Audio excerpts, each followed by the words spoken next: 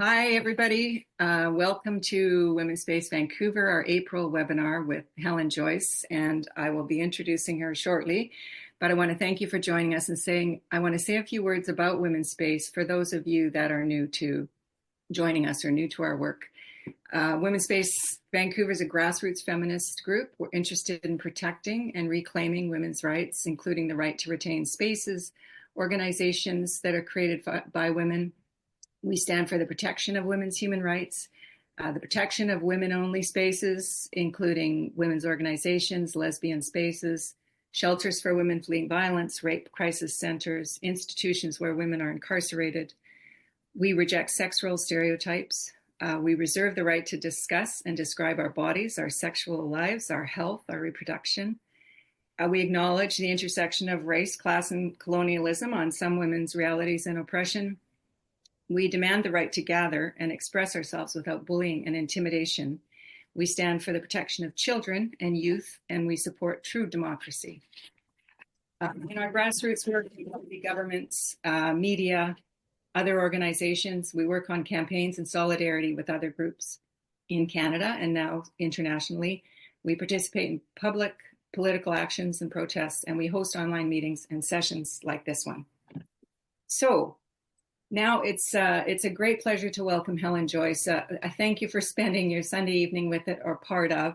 We're really thrilled that we could that you could join us. And I could say so many things to introduce you, but instead I'm going to ask you to briefly introduce yourself, Helen, for those who might not know a lot about you.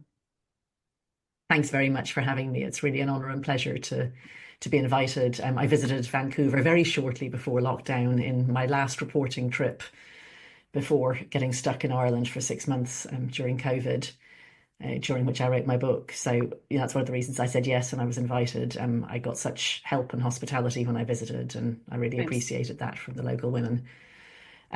So I wrote a book that came out in 2021. It was called Trans When Ideology Meets Reality. It's now sold as Trans Gender Identity and the New Battle for Women's Rights, but it's basically the same book. It just has a new foreword and afterword.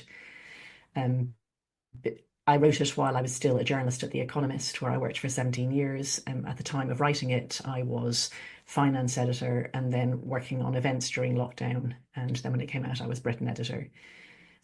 Before that, I had hoped to be an academic. I have a mathematics PhD and did 3 years of postdoc before deciding that maths wasn't for me. I'm Irish. I'm the eldest of 9 kids. I left The Economist in 2022. And now I work 3 days a week for Sex Matters, which is a human rights charity that has very similar aims to yours, except it's not specifically women. It's really anything that's to do with sex, as in the two sexes. It's all the human rights that are impacted by having to recognise that there are two sexes. Right. And the rest of the time I write and do things like this. Right. Yeah. And I'll ask you more about Sex Matters too later on. I know you can speak so eloquently about so many topics and connecting all the things. What I love listening to you is connecting all the things that have been broken by this newish ideology, whether it's women's rights, child safeguarding, this broad institutional capture of healthcare, education, on and on. So I'm just going to ask you, 5 or 6 broad questions and let you go on it, because I know that you make all the connections. Because I can ramble, yes. Yeah, I love to hear you ramble because it all makes sense and you tie it together. So just to kick it off, and especially for new people to start, talk a bit about why gender self-ID is a problem. And you talked about, I've heard you talk about this before, and you went back to talking about, hyperindividualism versus communalism and how we got there and how detrimental this has become into our structures, our community standards structures, the categories, the way we live. Sure. So, the starting point is that there really are two sexes.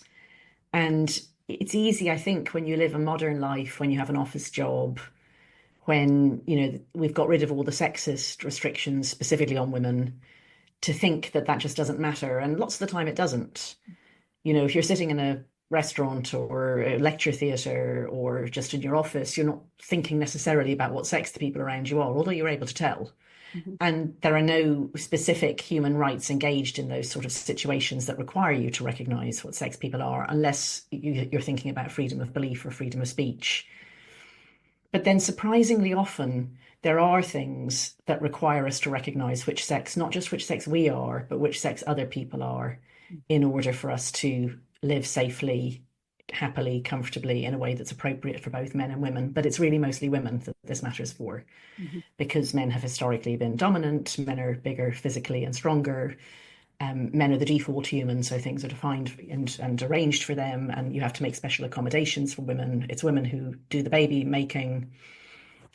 It's women who get raped. It's men who do the rape. Men are much more violent than women, commit much more violent crime and much more sexual crime. So whenever you pretend that we aren't a sexed species, you cause significant problems for everybody, but specifically for women. Mhm. And for children too, because children need us to be honest about who's what sex in order that we can do safeguarding for them. So I think it's more than a century ago now, or maybe really almost exactly a century, that the first sexologists started to think, well, what are we to do about the fact that there's the occasional person who really seems very unhappy with being the sex they are? And it was only the men they were interested in. Mhm. I mean, women were often not happy being women because they didn't like the oppression that went with that, but nobody seemed to give a shit about that. But they were concerned about men who couldn't fit into the man box, either because they wanted to sleep with other men or because they wanted to cross dress or to cross behavior in some way. And they came to the conclusion that those men were what they called psychic hermaphrodites, that they had an intersex condition of the brain or the soul or something like that. And rather than just say, oh, well, men can be lots of different sorts of people, they said they must be really women. And they started trying to work out how to operate on them and how to give them hormones. And they didn't even know about hormones. And the operations were terrible because they didn't understand about modern anesthetics or modern antibiotics or anything like that. And that idea kind of went underground and then popped back up in the 1960s, 70s in America. And since then, we've had this more than half century in which it's been step by step, like each little tiny concession has been leveraged to make the next, bouncing between law and medicine to accommodate this tiny number of people, again, mostly men, who wanted to be sort of picked up out of their own sex category and dropped in the other sex category as women. And when they were very tiny numbers, most of us just didn't know what was happening. It never came up against us. I think it caused problems right from the beginning with individuals who were close to it, but they were really rare stories. It was much, much, much, much, much rarer than, say, witness protection. Mhm. And then, over time, it became that actually was the sex category. So strangely, we're now meant to think that man and woman aren't even real categories or definable, except that if somebody says they're a man or says they're a woman, we must believe them. And that's actually very consequential. Like, I don't know why we would have separate spaces for these self-declared groups. Mhm. Like, the separate spaces only make sense if there's some material reality to the groups.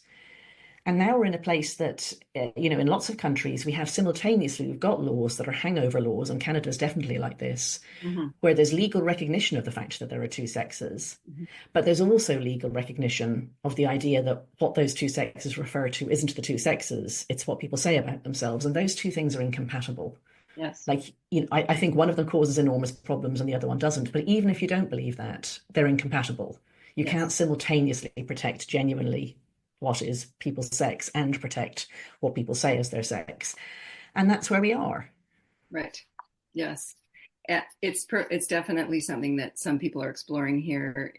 It's in the background right now, but some lawyers, I have talked to a couple of lawyers who are exploring and writing about and starting to build toward challenging the idea that we have this conflict in rights in Canada, and the conflict has been ignored to the point where the gender identity is just dominated and the sex isn't. And I've noticed that often in community groups and organizations where they might have a statement of inclusion in their guidebook or something like that, sex has been removed. So sexual orientation's in there, and then they say gender, sometimes gender identity or gender, but it has actively been removed. Sex has actively been removed by many. And in my work, whenever I've had to do that kind of thing, I always add it in.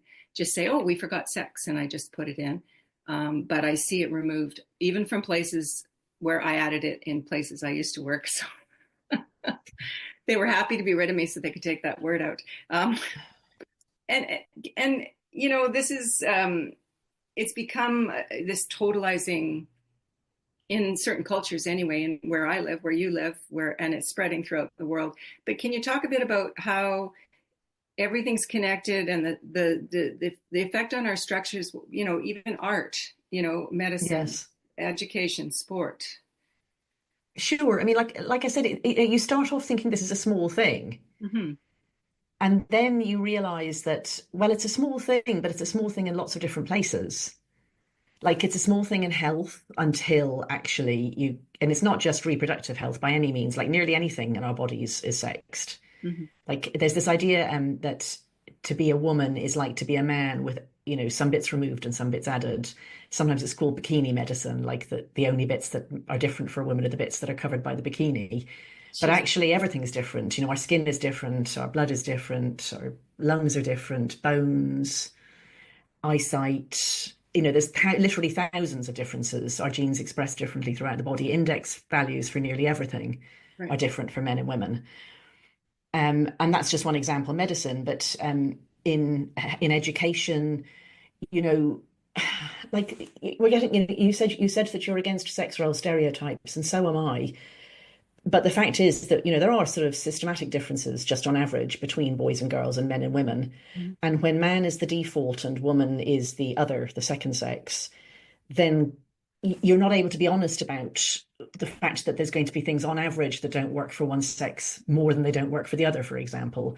But Right. also just safeguarding, if you want to go on a school trip or you want to have somebody accompany a child to the toilet because they've had an accident, or you just want to be able to talk the truth to children, you don't want to make them lie because it's a bad idea when adults tell them lies. Mm-hmm. Um, when you want to talk to children about odd feelings they have, like lots of kids, especially in puberty or earlier than that, especially for children who have experienced bereavement or abuse of some sort, have odd feelings about their bodies. They feel dissociated or not right in some way. And if you want to be able to talk to children honestly about that, you can't work within a framework that suggests that some people are born in the wrong body.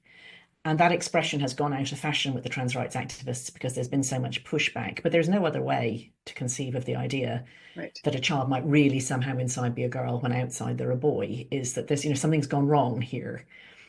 And you don't want to be suggesting to children that the normal feeling of, uncomfort or oddness, specifically of going through puberty, might be something that isn't just, it is odd to go through puberty. It's a very, very odd thing to do. Mm-hmm. It's like giving birth. It's a very animal and very, specific big change.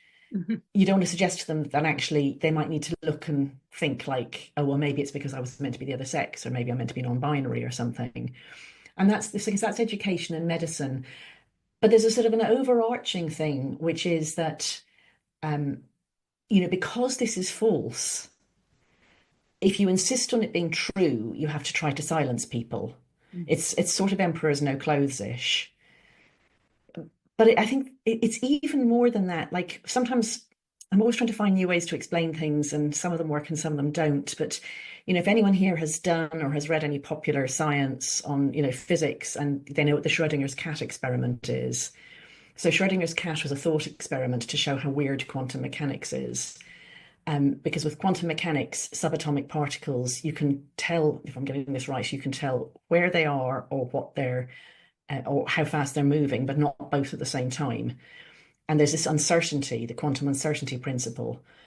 This is it. I wish I'd checked this before I tried to explain it. It's a long time since I read it. But anyway, the point is that you can set up an experimental system where you've got a cat in a box and you can't see the box, and you are going to release some cyanide into the box if one radioactive atom decays. But you don't know when the radioactive atom decays unless you look to check. It's in a system of uncertainty before that. So is the cat alive or dead? Like while you're not looking, it's meant to be in a sort of quantum superposition, which is that it's both alive and dead, and then you look and it's one or the other. And I often think we've got Schrodinger's trans people. Like when you're not looking directly at it, you think, oh, can't it be on the wit of man that we can find, accommodate this tiny number of people, we Mm-hmm. can just make special accommodations, maybe they're not going to come into changing rooms, not that, but we can use their pronouns, da da da da. Right. And then when you do look at it, you're like, well, every time I try to use their pronouns, they call me a Nazi. Mm. And then you walk away from it again, and they're back to, oh, it's just common politeness. Mhm. They keep jumping between these two positions, Right. and whichever one you're in, they're in the other one, and it's dreadfully irritating. It always reminds me of the cat in the box. So, so I think that when you're in these situations where people who aren't looking at it hard, or who just want to be kind, or who think you're making a big fuss, or frankly think that middle-aged women are the biggest bores alive and constantly complaining about things, and why don't they get back to sorting socks? If you're one of those sorts of people, you just think like, oh, for goodness sake, sort it out. Why don't you? But they don't realize that when you're actually trying to sort it out, you're being called a Nazi and it's totalizing. And, they really do mean that they're coming in everywhere. They really do mean the sports. They really do mean the changing rooms. They really do mean that if you misgender, you'll be sacked. And then as soon as you step away from that again. So it's this bizarre system where you are being thought controlled, but people are denying that's happening. Right. And that has a big impact on institutions because it makes a black hole where you're not allowed to talk about something, because as soon as you talk about it, you collapse the quantum superposition, if I can continue with this terrible, terrible metaphor. I love that we're talking about Either, quantum physics. That's I great. know, either this person can come into this space or they can't. Right. And one of them will require you to tell the women to shut up, and the other one will require you to tell the man no. And Yes. people don't want to do either of those. They Right. really, really, really don't. So they bounce between the two. They tell you you're making a fuss about nothing. They try to get you to stop talking. They lose their policies. And in the meantime, what they've done is they have destroyed their institution's integrity. And Right. they've created loopholes for bad people and predators, because that's who uses loopholes. If Yes. you're not allowed to write down who can come into this space, who can take that child after a toilet accident, who's able to sleep over in that dormitory, that sort of thing, you have broken like more systems than you would think of until you actually try playing it out. Yes.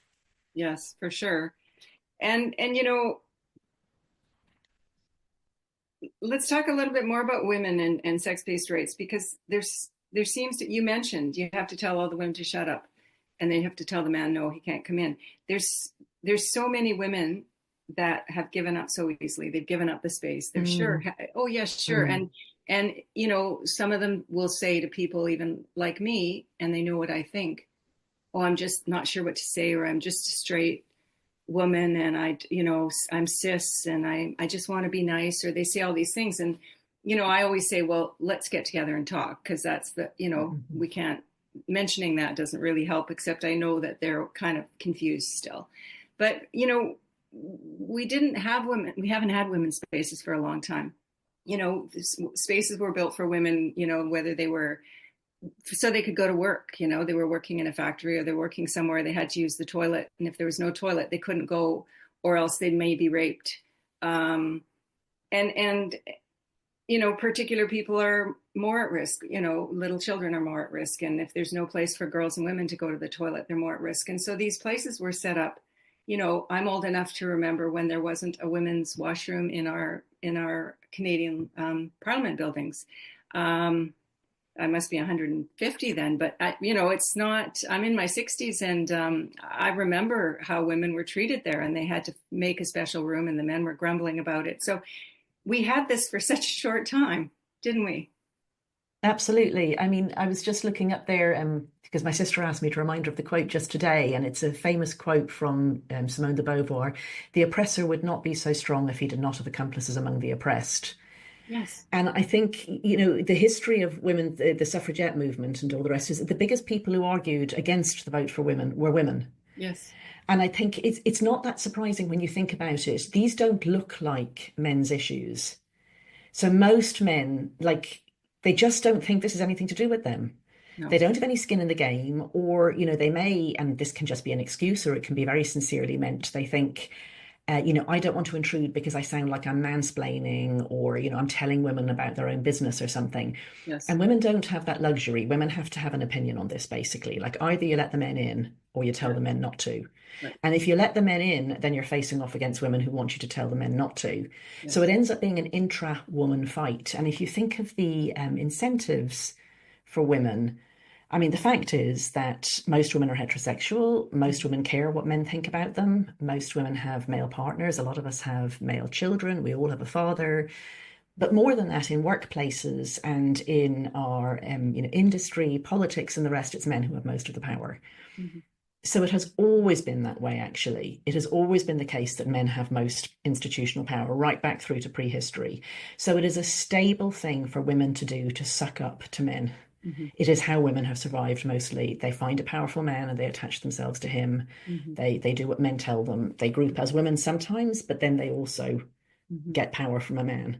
Mm-hmm. And so it's just a stable strategy for women to Yes. say whatever men want is what men get. Yeah. And it's particularly attractive for young women to do that because young women are the ones who get the attention from men. And it's easy enough when you are young and beautiful to think that it's really you who's getting that attention. And those nasty bitches, like it's not the fact that they're now in their 50s that makes men Mm-hmm. not interested in them. Mm-hmm. It's just that they're doing it wrong. Like Mm-hmm. you're doing it right and they're doing it wrong. So sucking up to men is just the biggest problem that we have here. Mm-hmm. And I say this as a heterosexual woman with two Mm-hmm. sons, married to a man, and that this is not me being man hating. I'm just Mm-hmm. looking at these women and I'm thinking, you're thinking, will I agree with a woman who is the age of my mother? Will I agree with a woman who has wrinkles, is getting a bit saggy after having given birth? Mm-hmm. Will I agree with a woman who, I'm not interested in any respect and actually scared of turning into her? Mm-hmm. Or will I agree with men who have the power, who Mm-hmm. can, who I can suck up to, who'll tell me that I'm, a cool girl? Mm-hmm. And that's just the way it goes. Intra-woman solidarity is very difficult. It is. So, I mean, to the extent that we can get men involved in this, it does help.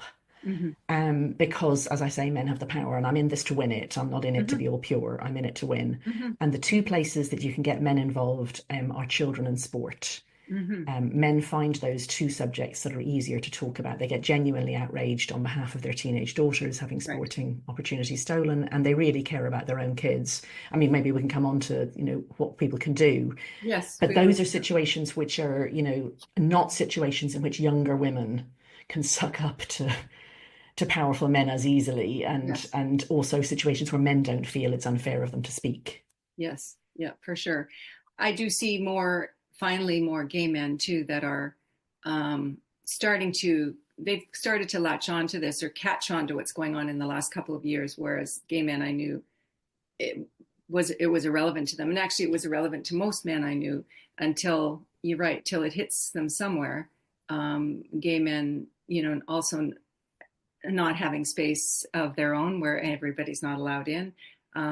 It's not the same threat for a woman who calls herself a trans man and wants to date men and be a gay man. It's not the same threat to those gay men, but they also look at it like, what's going on here? No, this is not what we're interested in. Yeah. So Yeah, and I they mean, a see lot it. of gay men are good friends with women. Like a lot Yeah. of gay men are quite are quite misogynistic because a lot of men Yes. are very Yeah. misogynistic, but Yes. lots aren't. Yes. And the men who feel that their mother was their biggest support, or that it was women who helped them when they came out, and so on. Some Mm-hmm. of those men really have become outraged on our behalf. Yes. I think that a lot of gay men instinctively felt a great commonality with trans women Yes. because they can tell that they're men. They're not Right. actually interested in women. They wouldn't be interested in trans women. Someone like Owen Jones would not be interested in trans women's Right. rights if he thought that trans women were women, because he's not interested in women at all.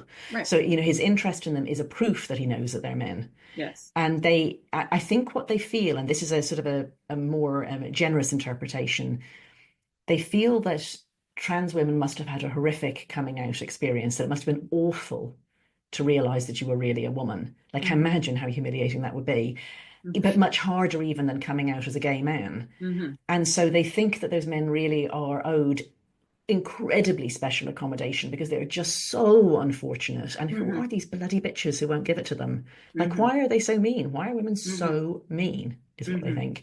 Mm-hmm. And we can't get anywhere with those men, but the men who don't think of women as non-human, and who have started, as you say, to see women in their spaces. I mean, I went to a gay man's conference as a speaker Mm-hmm. recently, and I stayed on and talked to some of the men, and they told me some really, I mean, funny but shocking stories about women turning up at like a gay men's orgies, basically. Yeah. like one of them said that, sorry, I hope this is okay. He was going at us, shall we say, and then Hmm. he heard this voice go, "Hiya!" Oh, And he got up and jumped and he oh, looked around and it was this woman and he was telling me this story and then he said, oh, she might as well have had a lanyard, he said. She oh, was saying, "Hi, I'm this person. This is my right, first time here." And then he looked at me and right. he said, "And you don't talk in these places. That's Rule right. one, no talking." That's So, right. every gay man there learned a Yes, lot about yes, that one woman's boundary yes, violation. yes, exactly. I remember actually in Vancouver, where I used to live, where there was a gay men's, or more than one, maybe gay men's bathhouse where men would go meet other men and have sex in cubicles or sometimes group rooms. And there was a lesbian who had transitioned and wanted to be a gay man, and she found rejection there, and then wrote a big article in the gay press that was in Vancouver at the time, and talking about how terrible it was that she wasn't included in this, and I thought, wow, that was quite confident of her to write that Yeah, article. yeah. Go in there, that's one thing. Whoops, I made a mistake. But then to write about why it was a problem that they didn't let her in. So anyway, But that's what interesting. they've been told. They've been Yeah, told that it's their right it could be to men. say who they are and that the rest of us are bigots if we don't go along. Yeah, I mean, you sort of alluded to that earlier when you said the thing about hyperindividualism. yeah, We've got confused about rights because some rights are communal and some rights are individual and some yeah. rights are both. And then some rights collide. Like, privacy is a personal right, speech is a personal right, but, I can't be private in situations where other people can see me. Hmm. And if I speak, I intrude on other people's privacy sometimes too. And those two butt up against each other all the time. And Hmm. yet, over sort of 2 centuries, it's as if we think that the whole of human rights is just the right to self-definition. But Right. that would only work if each of us lived on a separate planet surrounded by robots or avatars Yes. or something.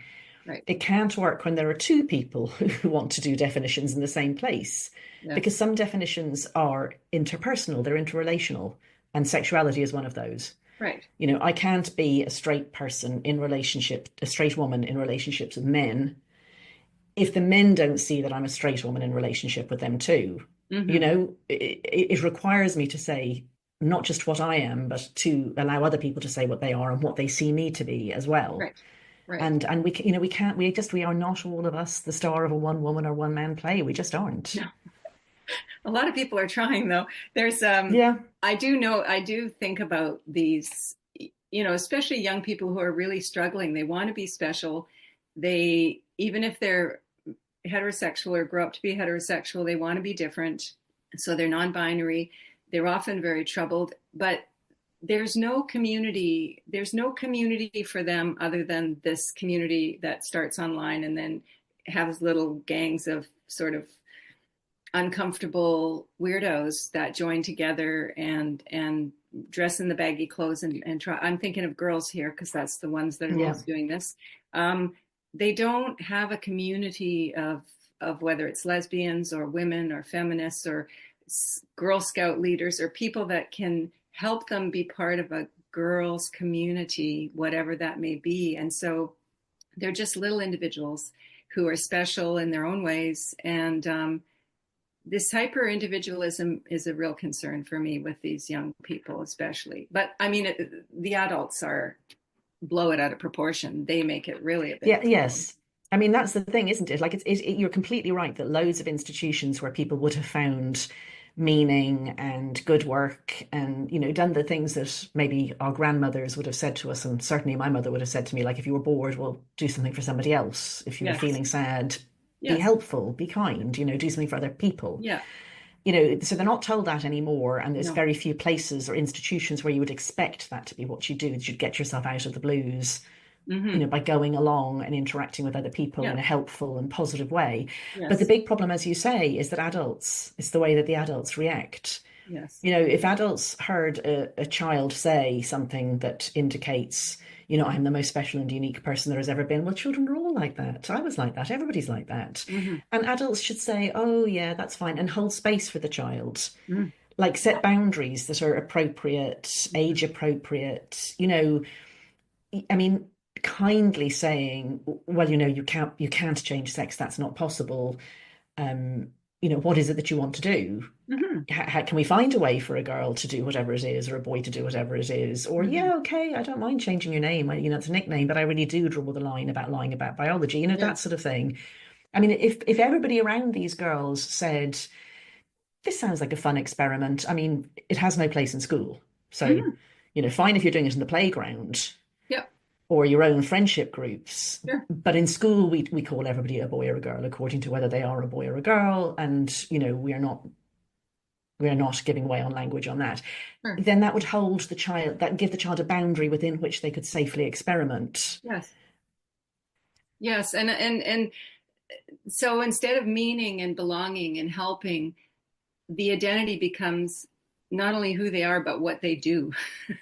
Yes, and they're reaching outwards as well to see where is the edge of this. Like, Yeah. how far can I push before I find a Hmm. safe place that holds me? Because kids know that they're weak and vulnerable, and they know Hmm. they're ignorant. I mean, Hmm. teenagers flip between thinking they know everything to thinking they know Yeah. nothing, and that's just very natural. But Yeah. younger kids really do know that they're weak and ignorant, and Yeah. and they want to know that the grown-ups are running things. They like it when grown-ups set firm, fair, appropriate rules and Yeah. hold space and tell everybody the truth and stop bad behavior and all that stuff.